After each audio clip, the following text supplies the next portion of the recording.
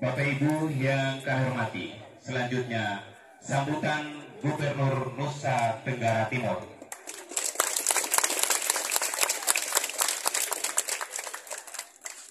Selamat malam. Selamat malam. Assalamualaikum warahmatullahi wabarakatuh.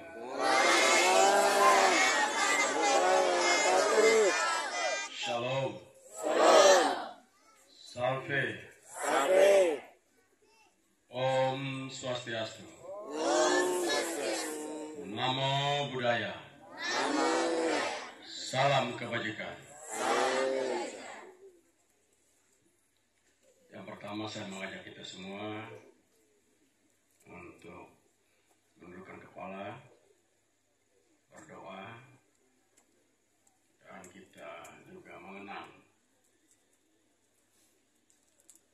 saudara kita, pemimpin kita, Wakil Bupati Alor, Bapak Imran, yang telah mendahului kita.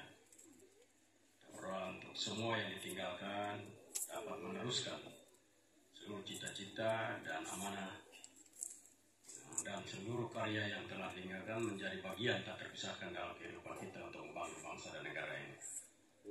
Menginginkan cipta mulai.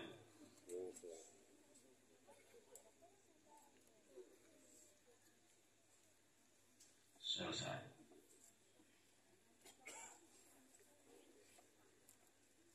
Bupati Alor yang saya hormati dan seluruh unsur pimpinan daerah yang hadir, Pak Dandim, Pak Kapolres, pimpinan DPRD Kabupaten Alor, para camat, kepala desa, pimpinan OPD Kabupaten Alor yang hadir, kepala-kepala sekolah, para guru, yang terkhusus yang saya cintai, saya banggakan, anak-anakku, para siswa pelajar yang hadir pada malam hari ini. Saya mohon maaf untuk formasi cara duduknya. Mungkin tidak biasa buat kita. Cara duduknya itu kan anak-anak di depan, yang senior-senior di belakang. Mungkin pimpinan DPRD tidak biasa atau punya. Ini sengaja saya sedang mengatur seperti itu. Mengapa? Karena pesannya adalah kita sedang membangun masa depan. Saya dan Pak Amon ini kan matahari sudah terbenam itu. Mungkin 5 tahun, 10 tahun lagi sudah tidak ada lagi. Tapi kalau kita mau membangun NTT, maka pesan yang diberikan kepada mereka yang punya jarak waktu panjang. Karena itu saya titip, model duduk seperti ini harus dipertahankan ke depan dalam kesempatan-kesempatan bila ada pertemuan-pertemuan seperti ini. Mengapa? Karena kita sedang membangun masa depan kita. Supaya anak-anak itu terbiasa duduk di depan dan mereka tidak canggung atau malu, bahkan takut untuk berhadapan dengan para pemimpinnya. Itu pesan filosofinya seperti itu.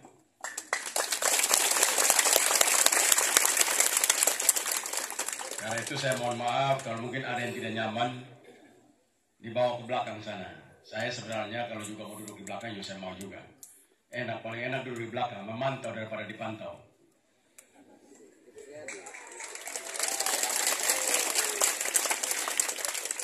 Saya minta maaf karena kita terlambat di sini karena kami harus menunggu pesawat dari Kupang. Ya, nama juga provinsi kepulauan, Archipelago Province. Karena itu kita menunggu untuk terbang. Tidak mungkin jalan darat soalnya. Harus terbang atau pakai kapal laut. Kalau terbang seorang Alor ini mungkin terbang, mungkin saya sudah terbang tadi, tapi kan tidak bisa soalnya.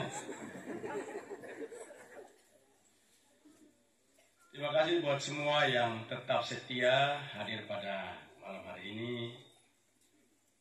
Saya gembira untuk berada di Kabupaten Alor.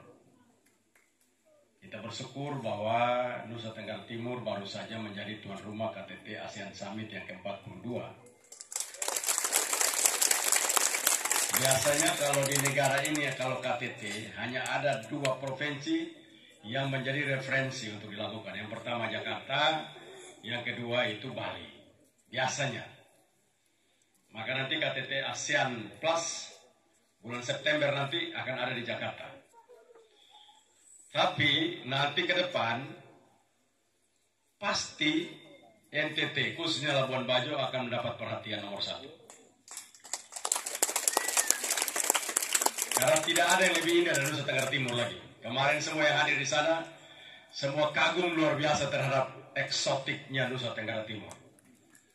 Cuma kita kan belum punya hotel yang banyak. Kemarin kita masih kurang 1.200 kamar. Tapi bisa terselesaikan dan itu dapat dilakukan oleh Bapak Presiden Joko Widodo. Kita tepuk tangan buat Bapak Presiden Joko Widodo.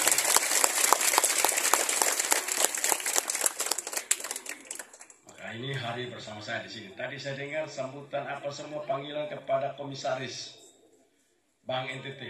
Itu komisaris mungkin sudah bayar kalian, mungkin hanya dia saja. Ada juga di sini Direktur Jamkrida. Orang Alor. Mana Direktur Jamkrida? Coba diri dulu. Nah, ini orang Alor atau orang dari Timor? Orang Alor. Siapa namanya ini?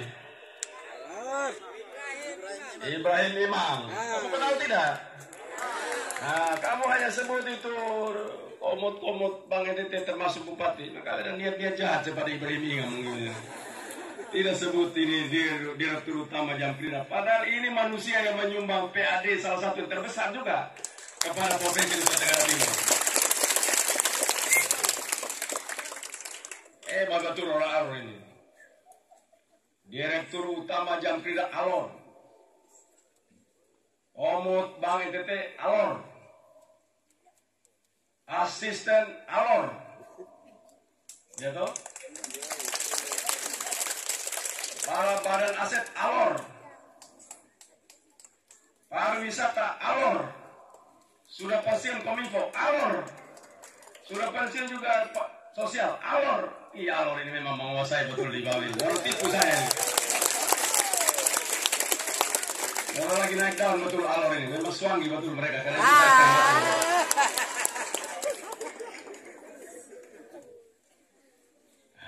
kita berbangga. Alor memiliki sumber daya yang luar biasa. Tapi tidak boleh berhenti. Karena itu pendidikan kita dorong terus. Mengapa hari ini saya serius terhadap pendidikan? Karena di pendidikan, Dinas Pendidikan Provinsi itu uang terbanyak ada di situ. Dari APBD 4 triliun lebih, itu 2 triliun lebihnya ada di Dinas Pendidikan. 2 triliun lebih.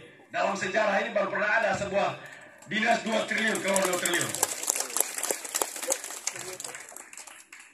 Ada uang itu bagus. Tapi salah kelola kita masuk bui percuma. Jadi karena itu saya dengar tadi ada yang kasih 2 miliar semua tepuk tangan. Yang 100 diam-diam saja. Merasa susah kalau yang 100. Sebenarnya kita mulai dari 25 juta supaya ke 100 juta itu mereka senang. Ini kalau dengar 1 miliar tepuk tangan. Dengar 2 miliar, aduh 2 miliar. Nah, dia 125 juta. Hal ini kan sesuai kebutuhan kita ya. Bersyukur untuk itu. Dan berterima kasih. Kenapa pendidikan itu penting? Karena begini, orang kalau berpakaian indah seperti Bupati Alor ini, Bapak Amon Jobo ini kan keren dia. Pakai gantong itu, tanda-tanda kehormatan di badan itu. Kalau datang itu orang sebelum ketemu pun orang akan hormat. Karena itu orang berpakaian indah, dia akan dihormati sebelum dia duduk dan bicara. Tapi orang berpengetahuan baik, dia akan dihormati pada saat duduk dan bicara. Jadi kalau orang berpengetahuan indah, berpakaian indah tapi tidak berpengetahuan, begitu dia datang hormat duduk, pada saat omong tidak betul, mereka pindah dia ke belakang. Nah, Bapak cocok di belakang saja, tidak boleh di depan sini. Karena otak Bapak ini agak kurang-kurang sedikit. Itu contoh begitu. Jadi orang baiknya dua-dua, berpakaian baik dan berpengetahuan baik, maka datang dan duduk bicara, Anda mendapatkan kehormatan untuk itu. Karena itu dunia pendidikan paling penting buat kita. Dan tidak ada pilihan lain. Orang mau masuk surga itu harus pintar. Yang bodoh tidak masuk surga. Ini saya omong kalian tertawa.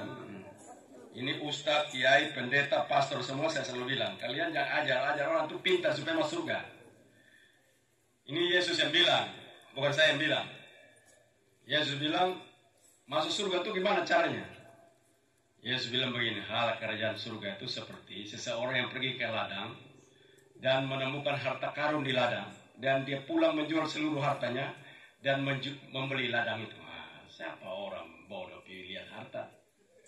Kelor depan mata aja tidak tahu. Jadi karena itu memang penting sekali pengetahuan itu.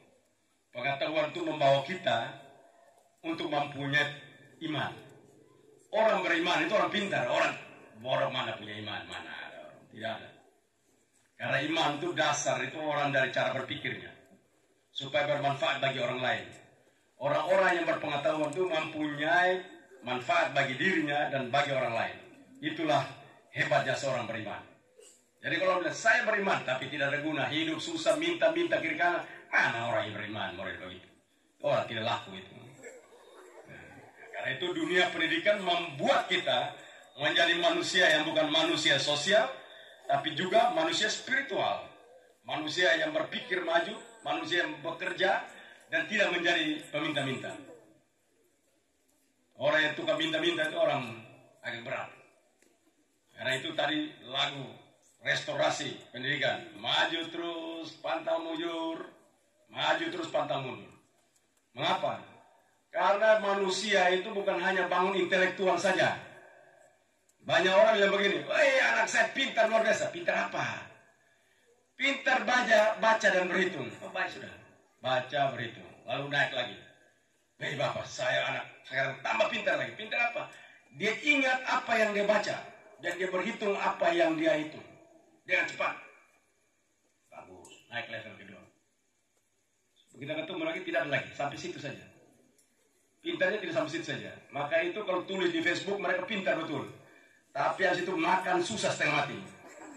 Mengapa? Karena dia tidak sampai lanjutkan. Dia tidak mampu bekerja apa yang dia baca dan apa dia ingat. Dia tidak mampu. Dia tidak pernah berguna di dalam mengembangkan ilmu yang dia pelajari. Jadi karya-karya yang dia pelajari, itu ilmu yang dia pelajari, dia tidak pernah turunkan dalam bentuk konkret. Itu kita punya masalah terbesar di NTT. Pintar omong, makan susah. Oh hebat betul, dokter, omong terus. Dia termasuk makan susah ini dokter ini. Maka saya minta kepada anak-anak saya, jangan sekolah untuk pintar untuk di dalam kepalamu. Di dalam kita punya kepala ini, tempat penyimpan data itu, namanya apa? Apa? Ya, otak itu betul. Dia pun simpan namanya satu. Dengar baik-baik supaya kalian ingat. Di dalam otak kita ini ada satu tempat simpan data yang simpan namanya hipokampus. Coba, hipokampus.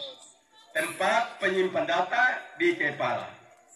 Makanya saya bilang Pak Bupati, nama stunting itu bukan orang pendek. Jangan lihat orang pendek bilang stunting. Pendek itu orang bodoh. Apa stunting itu orang bodoh? Maaf. Orang boleh pendek tapi belum tentu bodoh. Tapi kalau stunting dapat dipastikan yang bersangkutan akan bodoh. Mengapa?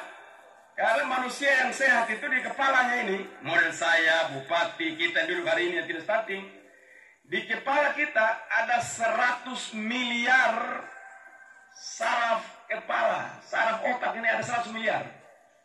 Bahasa kedokterannya disebut neuron plasticity. Ada dokter di sini? Ada dokter di sini? Mana ada dokter? Coba katakan dokter. Nah, kalau dokter tolong cek. Namanya neuron plasticity. Sel saraf otak di dalam kepala manusia. Itu 100 miliar. Jadi kalau orang stunting, dia tidak sampai. Yang 100 miliar aja setengah mati, bye-bye, apalagi stunting lagi. Mengapa? Karena kalau kita punya 100 miliar, kita belajar berbagai-bagai disiplin ilmu, maka orang itu pintarnya luar biasa. Kalau hanya belajar satu saja, tidak pintar. Harus berbagai-bagai disiplin pengetahuan. Maka kenapa kalau belajar banyak itu belajar psikologi, belajar kedokteran, belajar biologi, antropologi, pertanian, peternakan, perikanan, industri. Kalau belajar semua, di pung kepala itu sambungannya panjang. Makanya ada orang yang 100 miliar, Tapi kalau orang ngomong dia mematok gini. Kenapa? Sambungan tidak ada. Sinapsnya tidak ada, sambungan tidak ada. Dia tanganga terus. Potensi banyak, tapi tidak pernah disambung potensi itu. Sama kayak itu. Banyak kekayaan, tidak pernah sambung antara manusia dan potensinya. Itu sama dengan kepala. Jadi teori kolaborasi itu datang dari kerja otak. Sambung kiri kanan, sambungan makin panjang, makin pintar. Sambungan pendek, makin bodoh. Nah, jadi kalau sambungan yang sudah 100 miliar sambungan pendek kepada anak-anakku yang SMA SMK hari ini. Mau jadi pintar, baca banyak. Tidak cukup satu. Kamu bermimpi menjadi orang hebat, baca buku yang banyak. Maka kamu akan belajar apapun dan kamu menjadi orang-orang yang hebat. Belajar perbankan. Tadi saya duduk di sebelah, anak saya tanya, mau jadi apa? Mau jadi orang bank, bagus. Belajar betul-betul akuntansi. Supaya kamu belajar sama Pak Jufi itu. Nanti habis diri, kamu cari Pak Jufi. Itu belajar perbankan di Amerika itu. Dia hebat untuk mengajar itu, orang alor itu. Nah, jangan dia hanya belajar diri sendiri, tapi dia harus juga belajar orang alor juga. Kasih ajar orang alor. Kalau kamu belajar orang perbankan di sana. Nah, itu satu tanya, mau jadi apa? Dokter. Nah, bagus. Belajar dokter, perbankan juga, jadi juru masak, chef. Jangan belajar semua. Tukang masak ini mahal. Lebih mahal dari dokter lagi. Orang kalau jadi chef yang hebat di bintang 5, gajinya itu bisa 50 juta. Lebih tinggi daripada Pak Jufi yang jadi komisaris utama Bank NTT. Nah, dan tidak ditangkap KPK kalau salah-salah. Nah, jadi itu hebatnya orang menjadi tukang masak itu. Karena itu saya minta untuk belajar serius, baca banyak, jangan satu saja, jangan satu buku saja. Mulai belajar baca dari sekarang. Karena dengan membaca yang banyak, Anda berpengetahuan luar biasa dan kemanapun Anda pergi, Anda bisa hidup dengan baik. Dan itu saya pesan kepada Bapak Ibu Guru. Seorang profesor pendidikan, dia bilang begini dalam buku Limitless Mind, Profesor Joe Boller. Dia bilang begini, tidak ada siswa atau murid yang bodoh. Tidak ada. Bila kita ketemu murid yang bodoh, maka dapat dipastikan murid ini, siswa ini, tidak beruntung mendapatkan guru yang baik. Jadi dia tidak beruntung saja. Karena itu kepada guru-guru semua. Berarti tidak ada siswa yang bodoh kan? Setuju? Tidak ada siswa yang bodoh, betul? Kalau siswa bodoh, siapa yang bodoh? Nah, kalian yang ngomong bukan saya. Saya jawab baik. Itu karena itu saya bilang memang benar seperti itu. Mengapa? Karena murid adalah citra gurunya. Murid adalah gambaran dari gurunya. Setiap murid merupakan gambaran karakter gurunya. Setiap murid adalah gambaran intelektual gurunya. Karena itu saya bilang, intelektual di dalam kehidupan kita bukan semata-mata kita kejar. Ada dua kecerdasan yang kita mau. Satu, intelektual yang tadi saya sampaikan. Kedua, adversity quiescence.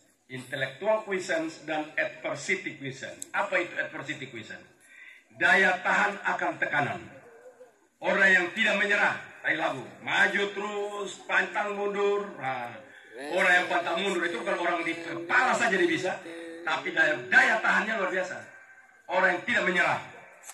Nah, kita ini bangun jam 5 saja sudah masalah. Begitu bikin jam 5, komentar banyak sekali, buta huruf. Pintas paruh-paruh, omongnya lebih banyak. Dia pikirnya sudah betul itu. Manusia itu dibangun bukan cuma intelektualnya saja, tapi adversity quiescence perlu dibangun. Daya tahan akan tekanan. Panas, hujan, badai, dia tetap jalan. Itu manusia-manusia hebat itu. Manusia yang tidak cengeng, itu manusia-manusia seperti itu. Nah, kita membangun manusia NTT ke depan begitu. Bukan manusia yang kena panas pakai payung. Pak Bupati Alor kalau panas pakai payung tidak? Kalau hujan pakai payung tidak? Nah, pakai payung Bupati Kampung tidak laku ini. Panas tidak pakai payung, hujan tidak pakai payung. Kenapa? Makhluk yang kalau hujan lari itu apa? Makhluk yang kalau hujan lari nomor satu apa itu? Kambing. Betul toh? Kalau hujan itu nomor satu. Karena kambing itu kalau makan musim hujan mencret dia.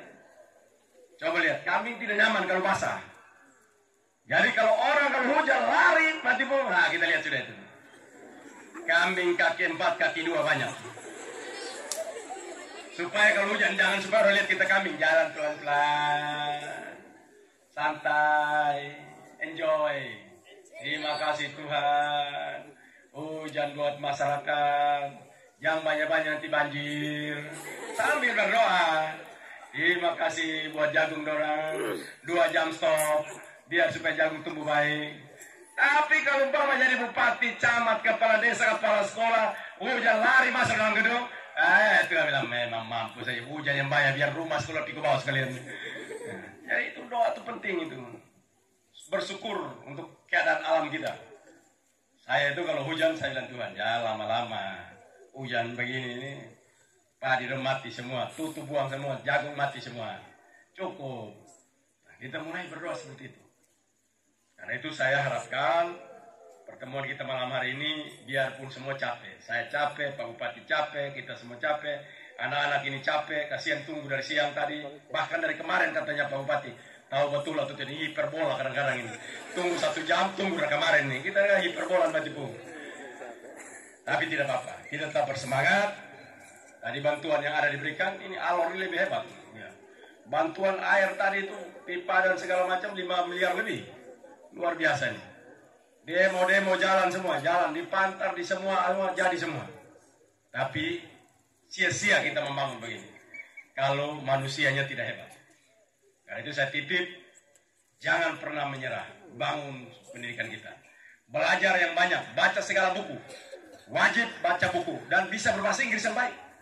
Karena kita tidak pilihan. Labuan Bajo sudah jadi seperti itu, dia akan datang di Alor. Menjadi orang yang hebat dan Alor akan penuh manusia. Alor sangat eksotik. Alor tidak kalah juga dengan yang lain. Luar biasa Alor punya keindahan. Tapi kalau mama kita bahasa Alor terus saya tidak laku. Alor ini kan salah satu pulau yang bahasanya paling banyak. Betul atau tidak? Nah, karena itu bahasa Indonesia, bahasa daerah, bahasa Inggris juga. Taruh sudah, salah benar lipat. Nanti lama-lama dia jadi juga. Karena bahasa itu skill. Makin tiap hari dipakai, makin berguna. Tidak dipakai biar omong hebat, tidak berguna. Boleh Juvi itu sekolah di Amerika. Kalau tinggal di Alor sini tidak omong bahasa Inggris, 10 tahun saja. Begitu paling di Amerika, omong bahasa Inggris tagai-tagai. Betul? Karena itu skill. Karena itu jangan malu. Orang bilang malu, omong ini malu. Jangan. Orang malu itu tidak pernah bisa berhasil. Ya, karena itu saya minta kepada anak semua, mulai berbahasa Inggris. Karena kita akan menatap masa depan Nusa Tenggara Timur. Hari ini luar biasa, NTT bangun luar biasa. Flores luar biasa, Alor luar biasa, Sumba hebat, Timor apalagi bangun luar biasa. Akan kekayaan yang dibangun nanti luar biasa. Timor itu akan ada perdagangan hebat antara Timor dan Timor Leste. Termasuk nanti Alor juga akan kebagian. Dari Maritime menuju ke Dili. Nah ini sebuah pembangunan yang disain oleh gubernur dan seluruh ini untuk nanti ke depan begitu maju. Tapi siapa yang melanjutkan? Nah yang duduk depan-depan ini. Kalian semua yang menyanyi restorasi pendidikan hari ini. Jangan menyanyi saja bagus, malas belajar ya. Nah, suara indah SMA Kristen ya. Indah suaranya. Nah, suaranya indah, tapi pengetahuan juga harus hebat. Baca buku yang banyak. Jangan baca gosip. Nah, jangan nonton film Korea. Drama Korea, drakor. Lebih ingat drakor daripada siapa nama camat di Pulau Alor ini. Nah, coba kalau kita tanya, siapa nama camat? Apa namanya? Maritime. Nah, tidak tahu kalau drakor mana lebih hebat. Nah, hafal betul drakor itu. Betul dong? Hobi drakor ya? Tidak. Oh, itu berarti orang Kupang saja hobi drakor. Kalian tidak. Bagus sudah itu. Karena itu terima kasih. Drakor itu drama Korea apa buat jangan. Kalau udah drakor drama Korea. Saya juga ditanya, Pak nonton drakor Pak? Drakor ini apa? Drama Korea katanya. Ini Korea pun kita ikut nonton di NTT sini. Tidak ada yang kita nonton NTT. Mulai bangun kita semangat. Percaya kita bahwa Nusa Tenggara Timur begitu luar biasa.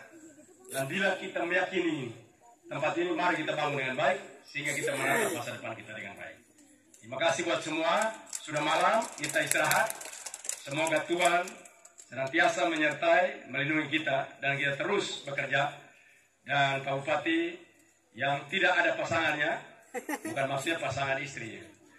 Pak Wakil sudah mendahulunya, tak satu saat Pak Bupati akan ketemu di sana juga. Kita ini kan cuma antri saja. Jangan orang dulu bilang, kasihan dia mati. Jangan. Baik sudah duluan, sudah ketemu di sana. Begitu. Jangan bilang orang mati, bilang kasihan. Kasihan apa? Orang mati itu bentuk saja berubah. Jadi kalau orang mati yang kita menangis. Kalau Muslim itu bilang, innalillahi wa inna ilaihi raji'un. Ya toh? Nah, kalau Kristen telah kembali ke rumah Bapa di surga, tapi dia menangis. Menangis. Orang suka kembali ke rumah Bapa, dia menangis. Rest in peace. Nah, dia istirahat dalam kedamaian. Tapi menangis. Ini aneh ini orang-orang ini. Sudah kembali ke rumah Bapak, bukan tepuk tangan, menyanyi, menari-menari. Dia menangis. Nah, itu yang saya bilang, ini kita selalu salah-salah. Terima kasih buat semua. Semoga malam ini menjadi malam yang baik. Dan Tuhan senantiasa menyertai kita. Wabillahi taufiq wal hidayah. Wassalamualaikum warahmatullahi wabarakatuh.